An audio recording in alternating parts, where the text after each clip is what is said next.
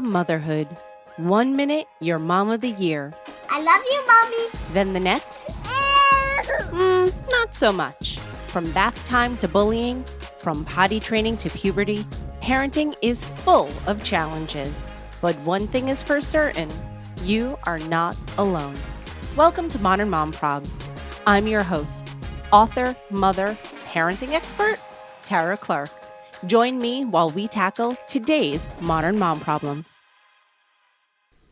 Welcome back to another episode of Modern Mom Probs. I'm your host, Tara Clark. Today, we're going to be discussing how to be productive without overscheduling. I'm so excited to have with me Megan Sumrell. In 2018, Megan left her 20-plus year career in corporate IT to become an entrepreneur, all while raising a toddler. She's the host of the Work+Life Harmony Podcast and is a professional time management and productivity expert. Welcome to the show, Megan. Thank you so much. I am thrilled to be here. Megan, like all moms, you wear a lot of hats. Tell us how you got to where you are today. Yes. So I did not, when in kindergarten, when someone said, "What do you want to be when you grow up?" my response was not, "I want to be a time management expert" by any stretch. And I think a lot of women in business today end up with their businesses out of solving a real problem that they themselves were having. And that's exactly where I found myself prior to getting married and starting a family. You mentioned I had that job in the IT space. My area of expertise really was going into large software companies and ripping apart all their systems and processes and rebuilding them to help build software better, faster, cheaper. So I've always been a process optimization geek, took all the old school, very male-oriented productivity courses over the course of my career, and very stupidly used to be in the line of Target occasionally at the end of a long day. And I'd see a mom there with their young kids and everything just looked like the world was falling apart. And I would think, oh, that will never be me. Yeah, right.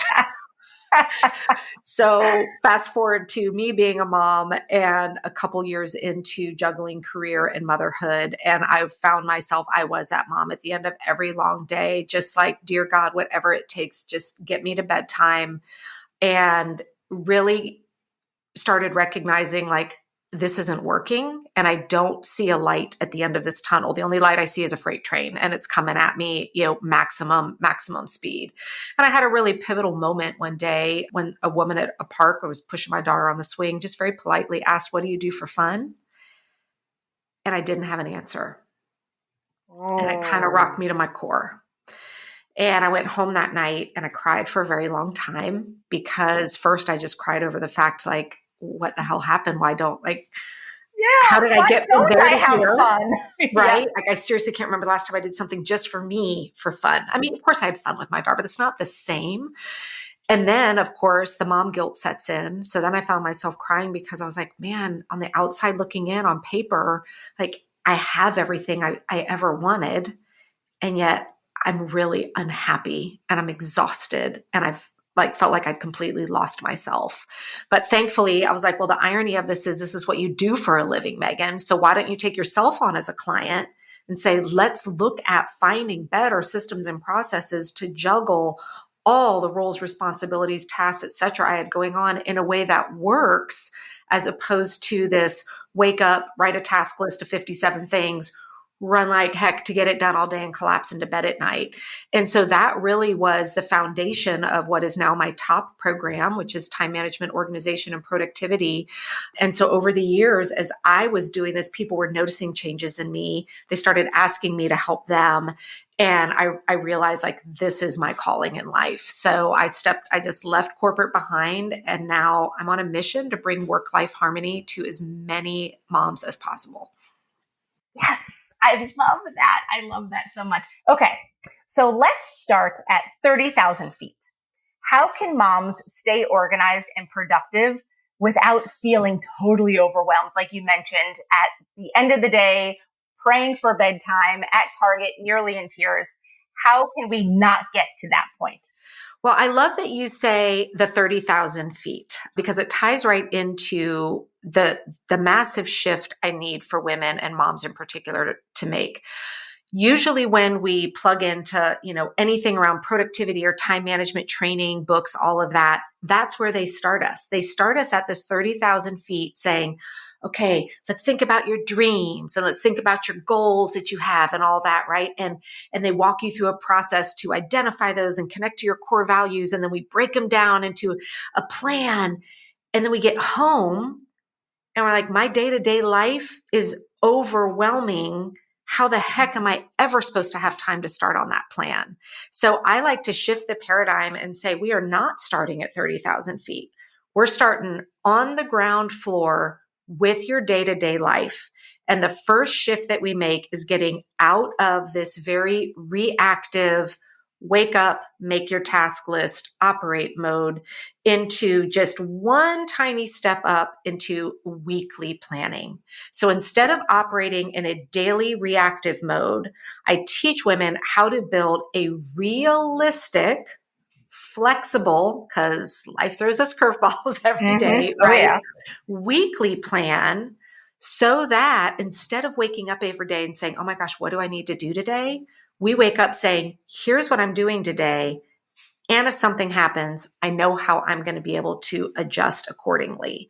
And we live there for a while until we master weekly planning to get out of the day-to-day grind.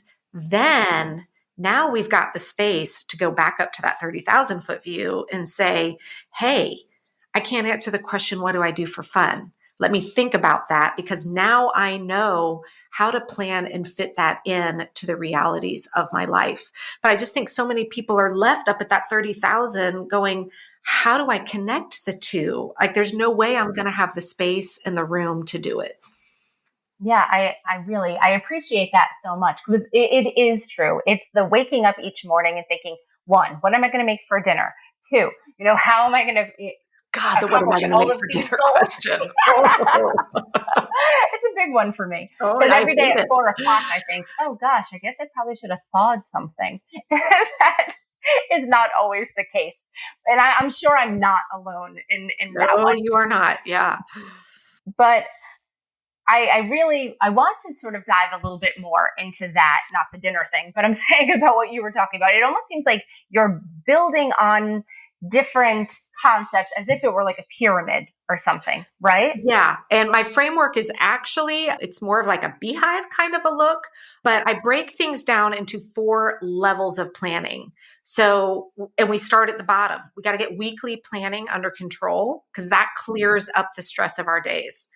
Then we move into monthly planning. And both of those are very tactical, like right now in the moment. Once those are working, now we can start looking at quarterly and annual. And those are very strategic, long-term planning. But so many people try to start at the strategic and they just continue to get stuck or churn, not making progress because they haven't gotten the very tactical day-to-day stuff under control. And so we've got to start there. Yeah. I mean, that's where it all really begins, right? Waking up each morning and knowing where you're going for. Yeah. And even day. like kind of tying into your dinner example, I think a great way that a lot of moms can relate to is, I mean, we've all had that thing where we're driving home from work or the park or whatever. And also we're like, oh my God, what am I going to do for dinner? Right. So we pull into the grocery store, like I'm just going to run in and pick up something. And we're being very reactive. I need this right now. And then we get to the checkout line and we're like, $100. Like, how'd that happen? I just ran in here to pick up something for dinner. You get home, you start unpacking the bag and you're like, nothing in here makes sense. Like how'd the Doritos get in here? How'd the donuts get in here? I just ran into the store to pick up something for dinner.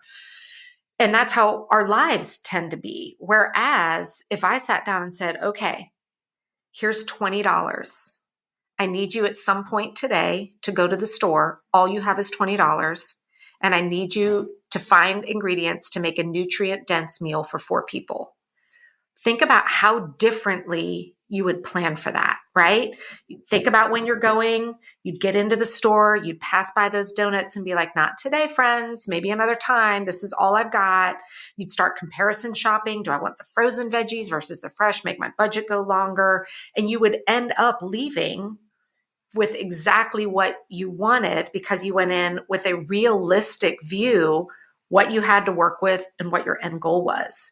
And so it's a lot of those same concepts that we need to apply to the realities of our day-to-day life so that we're making good, thoughtful choices and we're being very intentional and proactive instead of just reacting to what is the latest thing, like, urgent in front of our eyes right now. Yeah. Usually for me, that's I run in, I grab a rotisserie chicken, maybe a side dish, and then that's it. So that is my very reactionary. Yeah, if I'm in that, I'm going to end up with all the junks and the desserts and because I'm like, well, that looks good. I'll just grab it while I'm here. And it's just never good. Yeah, no, it's not. I like the concept of it has to be $20, nutrient dense, feed my entire family. Something that everyone can agree on and will eat as well. Yeah. Oh, that what everyone can eat. Now that I'm not a miracle worker.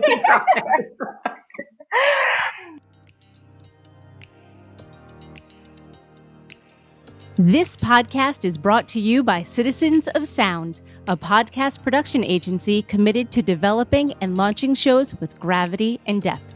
From conception to launch, Citizens will partner with you every step of the way, whether you're an actor, business owner, doctor, fitness coach, influencer, or simply a hobbyist. Citizens offers everything from conception to branding, editing to mixing, and publishing to management. Jump on board with Citizens of Sound and start your own podcast today. Go to citizensofsound.com and follow them on Instagram. One thing I often hear or even experience myself is that getting organized can be a source of anxiety in and of itself. How can a well-intentioned parent deal with this unexpected phenomenon? So there's kind of two questions in there. One is the getting organized feels overwhelming already, but then there's the unexpected part, right? And I think first let's talk about just the idea of my definition of getting organized is it's not that you are now this Pinterest worthy, everything color coded, labeled, whatever. I recently wrote a blog post on over organizing and over planning. And that's where I see people that feel like they need to get organized. They swing the pendulum so far that they over organize, which makes things even more overwhelming than they already were. So when I talk about being organized, I always ask people, can you find what you're looking for easily? And if the answer is yes, you're good. Maybe it doesn't need to be color coded 5 different ways with 20 different labels and folded the right way. Like it doesn't have to look that way. Can you find what you're looking for easily? If yes, great. If not, well, then now we know there's a room for improvement there. And when, there's my area of expertise is the organization of information and scheduling. There's a ton of other experts for, the physical decluttering in the house. So when I'm talking about organizing, I'm leaning more on that calendar and information side.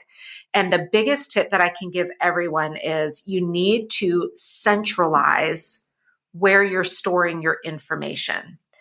And it can't be what everyone's go-to, which is I'm going to store it in my brain. Because we forget, right? We're like, remember that. So what tends to happen is when we think, okay, I'm going to get organized, I'm not going to try and remember everything. Now we've got like notebooks everywhere and apps everywhere, right? So we've got some stuff in an app on our phone and then another on a list app on our phone. Then I've got my notebook in the car, my notebook in the purse, my notebook at the desk. Well, then if I were to say, hey, show me everything that you need to figure out how to fit in this week, you're going to spend 30 minutes trying and gathering up all the different sources that have that, right? So that would be an example of, no, you can't find that with ease. So when I think about organizing information and all, the hashtag, all the things that we juggle as moms, we need to have one central place that as things come in that we're like, oh, I got to figure out when I'm doing that. I got to make sure I handle that it all goes into one place. And there's a lot of good solutions out there. I'm not going to say everyone has to use the same one place. I use a free tool called Trello. I love it because it's free. I can access it from my phone, computer, whatever. So then when I sit down to create my plan for the week, I'm just looking at that one place that everything's been dumped in all day, all week long, so that I can get a clear look at everything that's going on. And so that's really where I encourage people to start when you're thinking about the organization of all the things you have to do is where is your hub going to be that everything goes? Kind of like an old school card catalog at the library, right? That you can walk through and say, it's all here. Now I need to solve the puzzle of how am I getting this into my plan for the week? That's great advice. I'll share with you personally what I do. So I have my phone and my calendar, and I use an Android phone. So I have Google Calendar, and I put every single thing I need to do in my calendar, and I allocate certain time for it. So if I know I need to write a blog post, then on Tuesday between 11 and 12 o'clock, I'm writing that blog post. If I know I need to pick up something for my son, I put it in the time, and it really helps me because I know how much time certain things can take. And then obviously you can move them around and shift them as need be.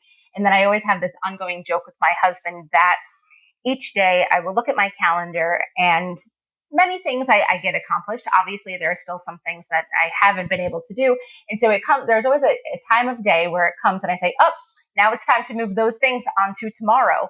And so then if it's a blog post that I have been sort of dragging my feet in writing, or some other task that I'm sort of dragging my feet in writing, then I move it over to the next day, and then I allocate my time that way. And it's been very helpful for me. And so if I didn't have my Google Calendar and I wasn't able to allocate that exact amount of time, I don't know where I would be. Yeah. And so what I love about that, so you're kind of leaning into what the output of a weekly plan that I teach would look like, where when the time comes to sit down, I do mine on Sundays because it works for me, and I'm laying out my plan for the week. That is, I'm actually putting the appointments on my calendar. So I'm looking at, okay, here's everything I've got to accomplish next week. No, I'm not just making a list. I'm actually looking at the realities of my life and saying, okay, looks like Tuesday would be a great day where I've got 90 minutes where I'm going to lump these 3 things together that all involve being at my desk at my computer. And I'm going to put that on saying from 9 to 10:30, you're doing this. But here's the thing about the phone that I want to caution everybody on. And this is a reason why I believe so many women and men alike are overscheduled today, is because we are using our phone as our central hub to make decisions about our time. And when we think about our phone, look at the size of that screen. It is very small.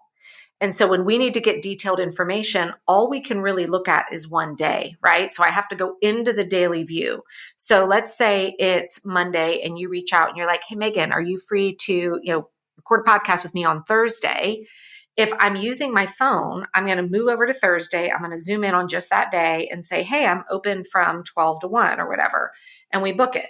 But then what I can't see from my phone was maybe that window on Thursday was like the one opening I had. And Wednesday's jam-packed, Friday's jam-packed. And I've now just taken yet another sliver of that one little pocket of time I had away.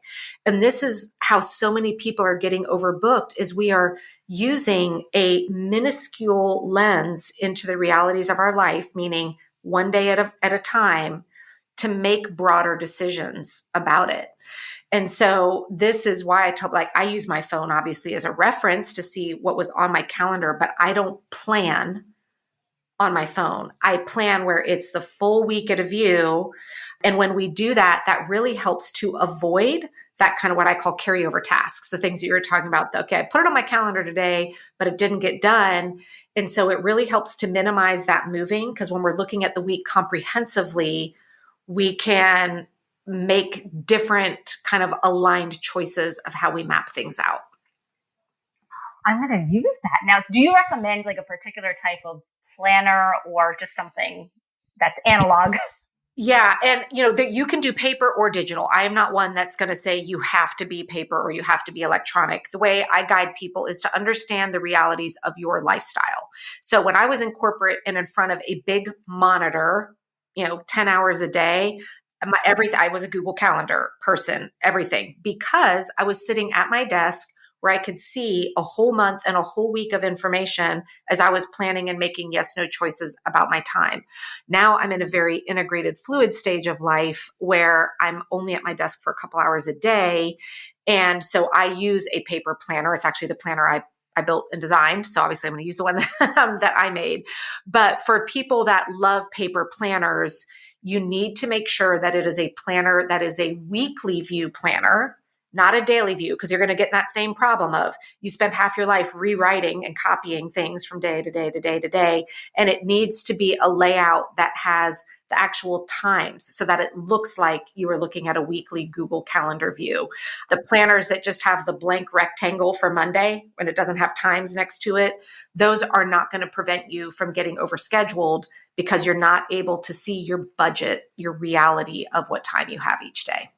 And I think that's overwhelming too. You have the blank square of Monday and you're like, now I'm going to fill in all of this time. And so I think that is and very maybe, helpful. Your blanks, maybe you've written down on Monday, oh, I've got a doctor's appointment, something.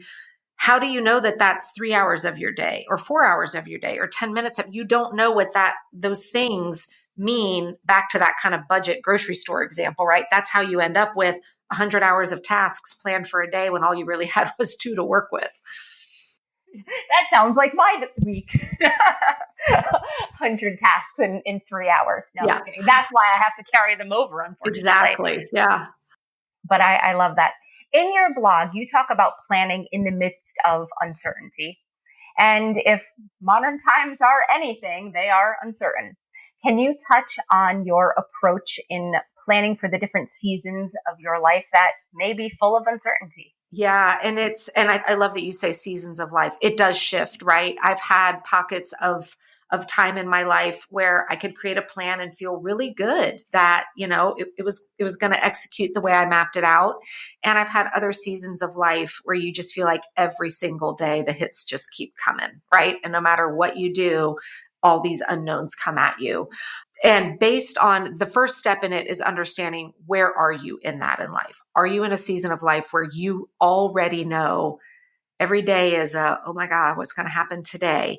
And if you know that, quit trying to create plans that are thinking that everything's going to run smoothly. So I can remember back when we were first putting my daughter into preschool, it was not a smooth transition. And we started out with just 2 hours or 2 days a week at 3 hours. And I'm like, okay, surely this will work. I'm not sure we made it through the entire school year twice a week for the 3 hours. It was a rough year. I learned that by week 2, that guess what? Me assuming that 3 hour block was going to be mine each day or each of those 2 days, it was just not the reality. So instead of planning all the things that I was going to do, I had to let go of that and say, you know what? I am going to plan for, I'm probably going to get the phone call. But if I don't, because of the planning system I've got, if suddenly it's a magical day where everything is going well, I'm not going to squander it going, oh my gosh, what should I do?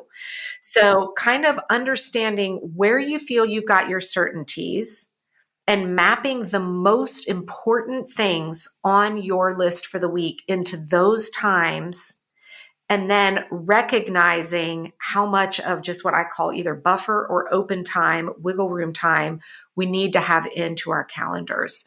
For the last school year, things were running pretty smoothly for us, but I had a 3 hour block of time that was always reserved on my calendar on Fridays for, this is my just in case, so that if I get the phone call from school that my child coughed, so now I need to come pick her up and she can't come back for 2 weeks, like I knew I had the dominoes don't start falling of like, now I'm staying up till midnight getting caught up. I could move what was supposed to be in that time slot over to this open window that I just had reserved.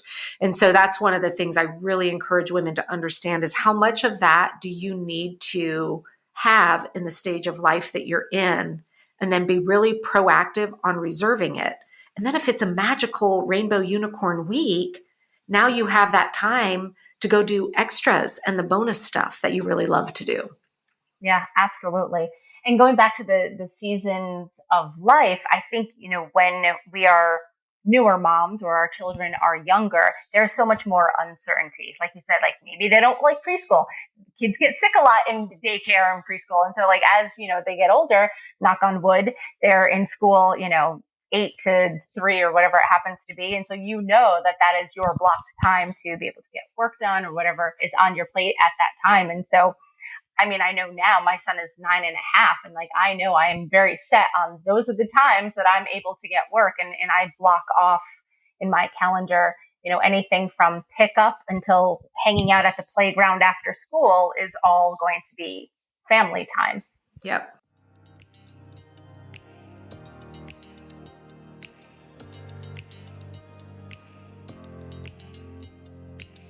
This episode is brought to you by Modern Mom Style Box. Upgrade your wardrobe and enjoy unlimited styles for just $60 a month. Modern Mom Style Box is the first rental clothing subscription designed exclusively for moms and moms-to-be. Get started today with a free trial. Use promo code PTO. I want to talk about overscheduling for a second. In overscheduling kids in particular. I think so many times in families, things really start to heat up from an anxiety standpoint when the kids are overscheduled and they have tennis and karate and all of the different things that they're signed up for. How should parents navigate a full plate of children's activities on top of their already, very busy work schedules and family life? Yeah. So I think a couple things lead to the overscheduling. And the biggest is never really fully understanding the time commitment. It sounds like, tennis, 1 hour a week. Of course we can do that. Guess what? It isn't 1 hour a week. It's how much is the drive time there? Do you have to stay there while they're doing that? What is the drive time back? Is it aligned with another kid's activity, or are they now back to back so that now that 1 hour tennis is now suddenly an hour and 45 minutes every week? And then the other part is, again, tied back to kind of that phone. We have got to create the realistic, holistic plan that shows everybody, your entire family, in one shared view. When I talk about what I call my family communication center, what goes on there are the activities that impact more than one member of the family. So like me having this phone call with you, that's not on my family communication center for the week. It's not impacting anybody else, right? But the fact that tomorrow my daughter has a dance class, that's on there. Or if my husband's out of town, that's on there. Or if I have to do something out of normal work hours, that's on there. And so when you can line up all of those things onto a view that your whole family can see and share, that's what starts to ignite the conversations of, is it too much? Should we maybe say, this is not the year for tennis, or this is not the season for that one activity? Because along with lining up, you've got to map out, what does this look like realistically? Tennis, it's not from 3 to 4. It's at 2:15. We're getting the snack ready and getting the stuff. So we need to mark off from 2:15 to 4:30 is what that tennis commitment really looks like. And so I think that people are just so, again, that reactive knee jerk, yeah, we can do it, without taking the step back, putting it into that next level plan, more that monthly where we start to get a little strategic, with the full picture of what does that look like really from a time commitment. That's when we can start to realize maybe we don't have to say yes to everything. And it's okay to say, hey, one activity per season is all we can do right now. And I know it goes against a lot of, some families love the hubbub of sports and all of that. And that's fantastic. But I think you need to know as a family what you can support, what your kids can honestly handle, and be able to have those conversations. But you've got to have the information that everybody can see it to understand this is what this really means if we say yes to it. Yeah.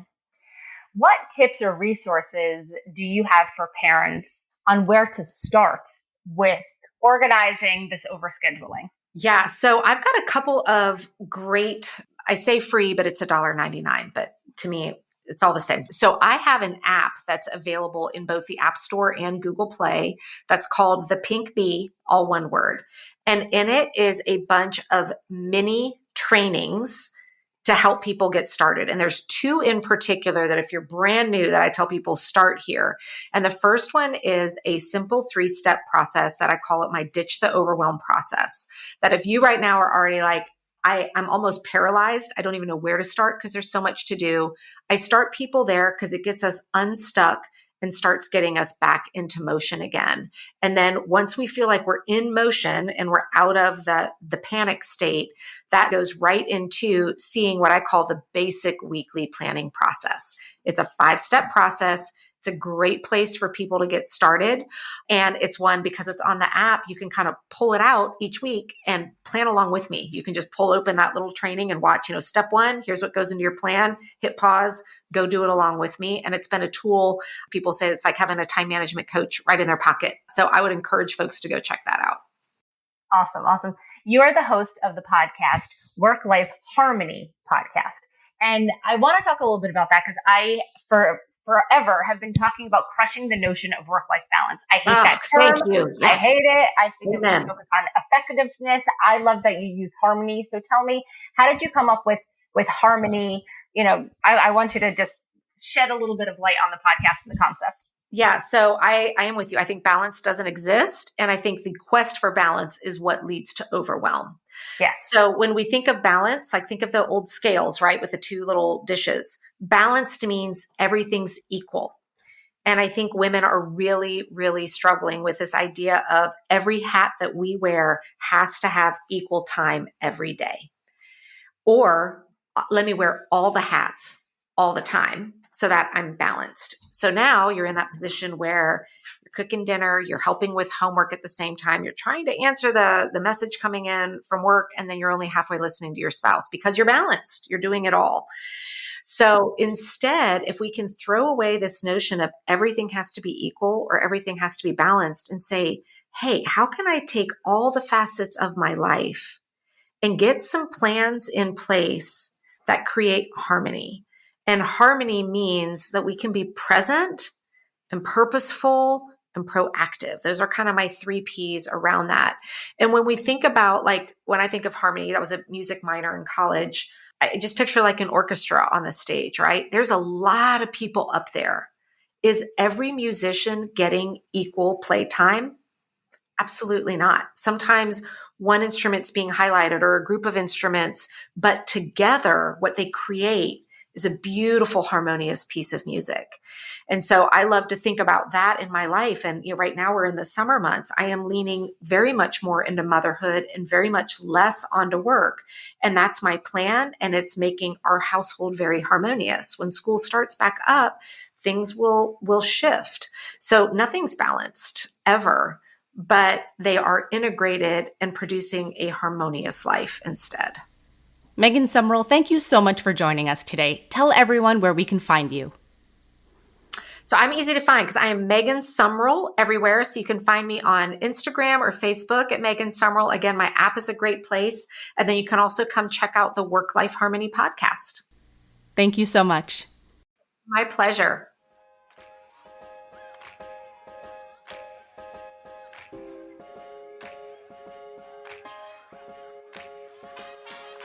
Thanks for listening to today's episode of Modern Mom Probs. I hope you enjoyed our deep dive in today's problem with me, your host, Tara Clark. Join me next time when I'll be interviewing another great guest and tackling another modern mom problem. If you enjoyed today's episode, please leave us a review and a rating. As always, you could head over to Modern Mom Probs on Instagram and give me a follow. Or check out my book, Modern Mom Probs, A Survival Guide for 21st Century Mothers, available online wherever books are sold. Well, that's it for today. See you next time, folks.